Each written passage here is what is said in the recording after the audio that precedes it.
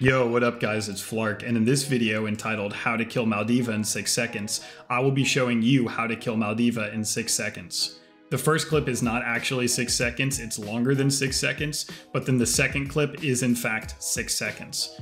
In this VOD review series, I will be taking my gameplay or other DK's gameplay if you want to send VODs for me to review, and I will be taking a look at what went well, what the team did well, and how you arrived at a win condition, or what went poorly and how you ended up losing the game, myself very much included.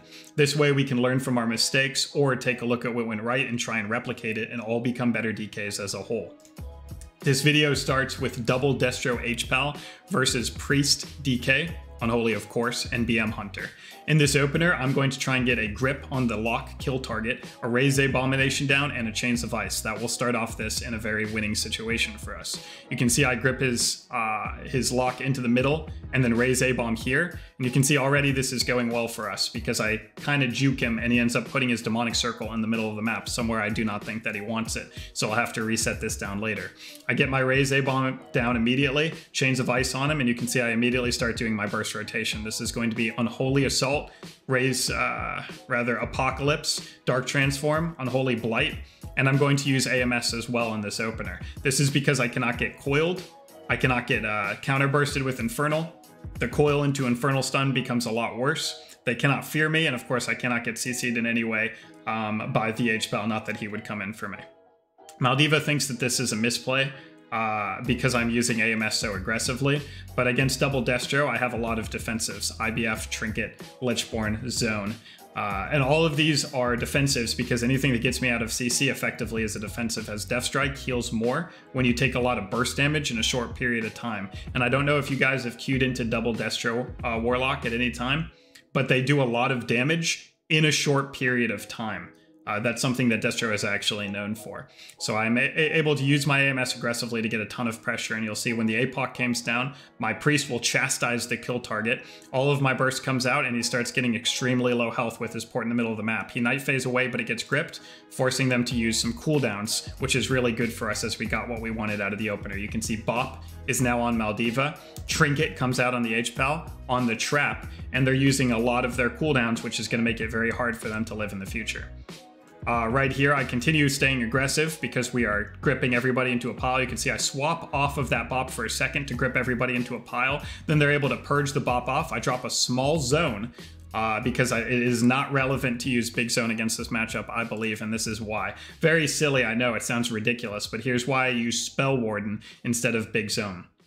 Double Destro can swap to any target with a proc bolt and one-shot them from full health. So if I drop a big zone on myself and they swap to my hunter, it does nothing for him and they one-shot him from full health. The other thing is they have double proc bolts all the time during the game, and it always can kill you, especially if they both press it, not just one 10-second period. So as you drop your big zone, and then they swap to another target, not only have you wasted your big zone and your PvP talent, but that 10-second window didn't matter anyway because they still have those proc bolts that they can use at any time. Therefore, I use Spell Warden, which gives me survivability the entire game against every potential kill window, rather than just one 10-second window that didn't matter. And we do have a very good win rate into double Destro, thankfully.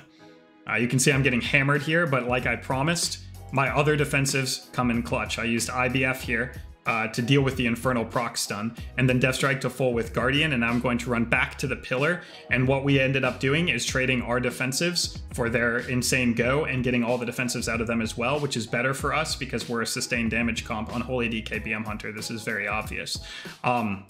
The other thing that's very valuable here is you can see because I rotated these in this way, AMS is already 30 seconds away, and I'll be able to do another AMS-based go in just 30 seconds, which is great. Now you'll see I'll walk over to the pillar here. Keep chains on the Warlock so he cannot chase easily, and stand by the pillar. Of course, you guys are probably familiar with pillar play against double Destro. You do not want to be in the open once you've run out of cooldowns, which I had there. Now you can see I dip out to press chains on the Warlock, get a freedom out of him. That's extremely good. I can change the other Warlock, as you see. You saw that chains on him right here. And this is already a really good situation for us because my AMS comes back up in 7 seconds. They were not able to do a lot there. I lined this bolt at the last second, and I look for a chains. Now he's trying to play in the open, which is probably a pretty decent play, but I grip him away from that. We get a chastise and that second bop. So already you can see how well this is going for us. Of course, I get coiled here, and remember, they can kill me at any time. It's double Destro. If they get a proc bolt twice, I'm dead instantly. But I do have AMS, which means my AMS in the opener is now actually being extremely valuable here, because now I have it back already for our second go, and we already got second bop, which is exactly what we wanted by grip chastising him into the middle. Now I'm in a rough spot, but I do have AMS, so I'm going to use it, and you can see, you saw that big shadowy ball come down on me. That was a proc Infernal, which I was able to AMS. So again, communication with my teammates, and we stop another potential kill for them. This is pet stun on Maldiva, and he's going to port out and dip away. I'm going to get a chains on him and stay behind the pillar to get a fleshcraft. This is a great play here. Because it just gives me more of a cushion against him, and I'm allowed to now push in and get even more pressure on him, which is very bad for them. Of course, I'm taking some heavy damage, but you can see once again, IBF is almost back up. So these rotational defensive management has been really good from us. And what did it get? It got bubble out of the Holy Paladin, another incredibly impactful cooldown, because I have my defensives to play aggressively on them by rotating them the way that I did. Instead of panicking, pressing nothing, getting coiled, and then having to press all of them in the opener, I was able to desync them a little bit, giving me an answer for each one. You can see that I don't die here as a result. And now he's going to gateway away, but of course he's going to get gripped on it. And I get raid here, which all I have to do is find a target to death strike into. And I find this target right here. A couple death strikes with the Ray healing buff and my priest's healing. We'll make sure that that comes out at full health, and it does. Now Maldiva's in a lot of trouble. I look for a stun here on the H-Pal. This is my first huge misplay. That was into alt form, right? So it did absolutely nothing. In fact, my priest did the exact same thing. And we talked about it after the game. Patting ourselves on the back for how terrible of a play that was. You can see he does not have trinket or bubble, so we were both getting so excited here, because I was like, oh my god, Maldiva's almost dead, he has no trinket, we win the game. But it was the last couple of seconds of ultimate form, which makes you immune to all CC, and if you put CC on a target who's immune to CC, that's generally a bad play. So that's something that me and Suvlaki recognize that we have to do a lot better there. Now I get double coiled here, but I should be okay. And AMS is coming back up in 14 seconds, so I feel free right now to chase. Unfortunately, he gets behind the pillar. I would have probably gripped him back. You can see it coming up in 2 seconds, and tried to death strike off of him until AMS came back up. But with him getting behind the pillar, it would be absolutely foolish for me to stay out here. As you can see, my health bar is dwindling, and I could easily just die. So I run right back to the pillar when he pillars, and now I'm going to be able to get topped, and I should be completely fine. We know that they have not a lot of cooldowns, and even though we were both bad with our stun, that is going to come back up soon, and we should be able to get trinket out of the H-Pal again, but this time he does not have any bops or bubble to rotate with it, which is a huge problem for them. Now I come back in for a second, I get the chains. My hunter is fine. He gets a big bolt on him, but he has Feign and Turtle, and he's not going to die here. I run behind the pillar because I have A-bomb limb, which means I'm not scared at all. I use that A-bomb limb window right here. I could be pressing chains. I'm going through all of my setup globals, thinking that it is certain that he is dead. But he actually gets a little bit more distance than he should have, because I missed a chains application. So if I were playing this again, I would keep chains on him right there. Even though it is another global that I have to press during all of these offensive cooldowns, I should have pressed it. Now, of course, he ports away, which is great play from him. And now this A-bomb limb window is super wasted. Thankfully, it's longer than it used to be with the addition of our Unity legendary.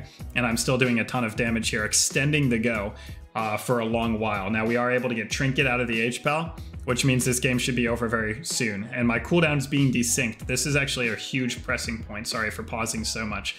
Is extremely good in this situation, right? You think, why not just wait a few seconds for Dark Transformation to sync up with this, or for Unholy Assault to sync up with that?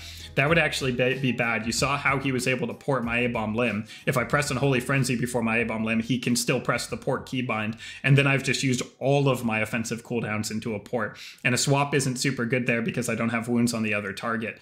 But instead, all of these abilities are so damaging for a Warlock who does not have defensives, especially when playing with a BM Hunter on your team. If you desync your cooldowns even the slightest bit, you have consistent pressure, and when he ports and comes back in, he's thinking he's set, but Unholy Assault is coming back in 6 seconds, and that's a huge problem for them. You can see I go for the stun on the H-Pal's trinket, and the game now ends. We recognized there, this time I was able to do it right, thank God for me, learning the error of stunning into CC immunity. He had no bubble, no bops, and no trinket because he got chastised fear into a trap. You can see all these DRs are here, and then I'm looking for the stun on his trinket, which I'm able to get and kill in that window. So some really good things here with cooldown management. We did a phenomenal job, and thus we're extremely tanky. We picked the right times to line. That was very good.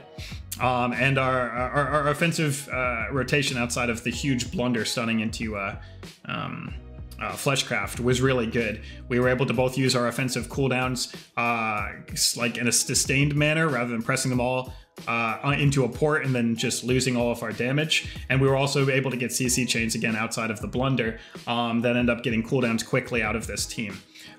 Some errors outside of just the blunder, excuse me, is that I could have used pet kick significantly better against this comp, and this is a very interesting thing to think about. Your pet does a ton of damage, like a ton of damage. You have Frenzied Monstrosity, your Mastery, all the conduits, Eternal Hunger, of course, all the modifiers, and your Forset, which is so many modifiers onto your pet that it does an enormous amount of damage. Now, Pet Kick is not just like another kick, right? It actually charges. It's a positional requirement, Dark Transform requirement, charge over to them. And sometimes this can be a little rough because when it charges over to the off target, you lose a little bit of damage. Now, against a comp like this, it's not enough of a loss for you to not get an off kick on the HPAL healing or just stop maybe a fear. Of course, into double Destro double resolve, it can be a little bit of a problem because all you're doing is proccing resolve on a short lockout, which is not something you really want to do. But into the HPAL, it could still be extremely good disruption for the HPAL casting. HPAL don't have to do that much cast, as we know. They have that Light of the Dawn, the Word of Glory, and the Holy Shock during Wings. This is all instant healing. But I probably could have gotten it on the Fleshcraft that I stunned into, so that would have been a huge play. So that is definitely something, looking to micromanage some pet kicks during the game, even though I actively made the decision to keep my pet on them for damage and not kick the lock for resolve. It absolutely would have been, there would have been a couple windows for it, especially that Fleshcraft, to pet kick the HPAL. So those are things that I think I could have done differently. Again, our win condition is just grind out one of the locks out of defensives, as well as going through all the HPAL's defensives with Chastise, Fear, Intim, Stun, Trap, and of course my stun. Again, Resolve makes it so you really just want to stop these guys, what they're doing with damage and lining, rather than just wasting CC on them, because effectively you could just be giving them CC immunity when they need it the most. When the HPAL has none of those options and is not running Resolve, when he gets stunned on no trinket, no bubble, you can effectively just end the game, and ending the game is your best win condition. That you have, right? So that's a great game for us, and then we're going to go into the next one and see what we can learn from that. All right, welcome to the second clip in this video, which I did in fact already spoil. It's going to be about 6 seconds long. There are some mistakes from the enemy team that I think we can talk about, though. I'm going to start with the same opener. I'm going to get a chains on the lock into Raise A-Bomb, then a Dark Transform. As I run in, you can see chains, A-Bomb, Dark Transform, Unholy Assault's coming out now, then the APOC, Limb, and Blight. Then we get a Chastise stun from my Priest. I do a ton of damage and kill him and bop when he tries to Night Fae. So unfortunately, the enemy team made a pretty big misplay here, and I don't think it's from the player that you're expecting. I think the HPAL actually played this matchup pretty dang well. You can see the HPAL actually lands a sack a little ways into our burst here at the exact right time to give Maldiva a chance to come out of that stun and live. You just have to do the right thing coming out of the stun. So you can see right here, we get all of our damage down.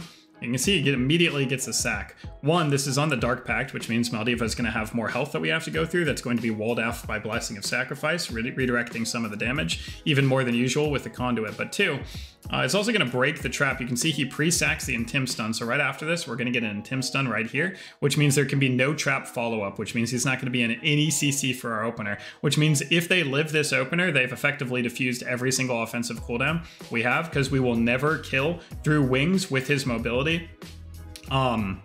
when the HPAL is not in CC. So we're not going to get any cooldowns. We're not going to get Trinket out of the HPAL or Bubble if Maldiva does what he needs to coming out of this. So what he needs to do coming out of this Chastise right here is Healthstone into Double Coil instead of Night Fae. See, Night Fae doesn't do a lot. It's not like Gateway. So Night Fae is worse than Gateway for 4 reasons. Night Fae, 1, puts you on Global, which Gateway doesn't do. 2, it doesn't bring you as far as Gateway, so you're still in grip range. 3, it doesn't even immune any like movement impairing effects like Gateway does. Like I can't I can't limb or grip during a gateway, but I can absolutely do that during Night Fae, which of course we didn't need to do because he was on the global from Night Fae anyway. And of course, 4, Night Fae should be used as an ability that you get the full duration out of it and in value. If you have to use an ability, which of course he did because he's so low health, it'll bring you out of Night Fae and you have effectively canceled the CD, right? So if you have to Healthstone or Coil, then your Night Fae is immediately broken. What you generally want to do is Night Fae, blink Night Fae, blink Night Fae, and get around a pillar. But if you have to use an ability very soon after you press Night Fae, then you've canceled your Night Fae and you've gotten no value out of it. So a very bad play to Night Fae out of this. You can see right here when the stun ends, he is extraordinarily low health. Extraordinarily low health, and it makes the HPAL trinket. Now he can wall, he can Unending Resolve in the stun, which will make him take a lot less damage and come out of this with more health, probably saving the HPAL's trinket.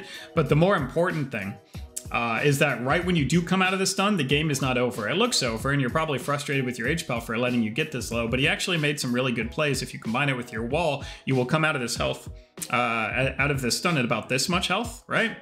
But either way, you still live here, and this is how. You press Healthstone, which is off the global, into Coil on me, right? Because if you use Healthstone, which is off the global, then my AMS is going to drop in 2 seconds. Now, if you don't think you can get the Coil off on me, you could Coil anything. Because the AMS does prevent the Coil, and it will give you that health regardless. Of course, it's not a peel, but it should keep you alive. And then you should be able to get over to your gateway away, and then we have no offensive cooldowns, and they have still a ton of defensive buttons, right? Because Healthstone Coil takes you to about this health. It would be about that health if you had walled in the stun. And then you're completely fine. Of course, the Night Fae does nothing here because, like I said, it has all of the problems and then it just dies in the bop. There's nothing that Night Fae was ever going to do, so it's just a panic button. Now, him, like me, unfortunately, we're aging old men. So panicking during a situation that's very intense is something that happens. In fact, the other day, I accidentally put my cereal box in the refrigerator instead of the milk. You see, this makes absolutely no sense because cereal does not gain any benefits to being refrigerated. So really all I had was cold Cheerios. You can see how this is a terrible misplay. So believe me when I sympathize from the fact that he played everything wrong from start to finish the game and then immediately blamed his healer. But in the future, I would recommend just looking inward to see what you can do differently in the game rather than everybody around you, especially if you made a whole host of misplays. So this is my series. I hope you guys are liking it so far. If you don't like it, then I'm so sorry and I'll never do it again. But leave a comment below if you want to see more VOD review of me or other players, DKs that want to submit VODs. Thank you guys so much for watching, and I hope you have a great rest of your day.